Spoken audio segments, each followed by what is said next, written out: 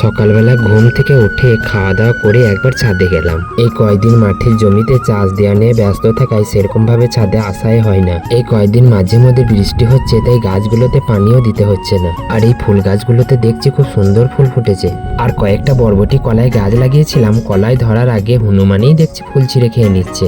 আর এই ছাদে কয়েকটা কুমড়ো গাছও লাগিয়েছিলাম, আর গাছগুলো খুব সুন্দর হয়েছিল, কিন্তু কুমড়ো ধরলো না। ভাবছি কুমড়ো যখন ধরলো না, কিছুটা শাক কেটে খাওয়া হোক। বাড়ির আর সবাই কুমড়ো শাক অতটা পছন্দ না করলেও কুমড়ো শাক কিন্তু আমার খুব প্রিয়। লঙ্কা গাছগুলো খুব বড় না হোক, এই ছোট লঙ্কা গাছে সারা বছর কিন্তু লঙ্কা হলো। আর আমার হাতে বানানো কয়েকটা টব ফাঁকা পড়েছিল, সেগুলোতে আমি কিছু কলমি শাক লাগিয়ে দিয়েছিলাম। দুটো উচ্ছে গাছও লাগানো হয়েছিল ছাদে। প্রথম দিকে সেরকম ভাবে উচ্ছে ধরছিল না, এখন তো দেখছি ভালোই উচ্ছে ধরছে। আর অল্প স্বল্প যাই ধরছে বাড়িতে খাওয়া হলেই হবে। মাঠ যাবো, তাই দেরি না করে চটপট আমি কয়েকটা উচ্ছে পেরে নিলাম। কিছুদিন হলো কলমি শাক ভাজা খাওয়া হয় নাই, তাই ভাবলাম আজকে একটু কলমি শাকও কেটে নেবো।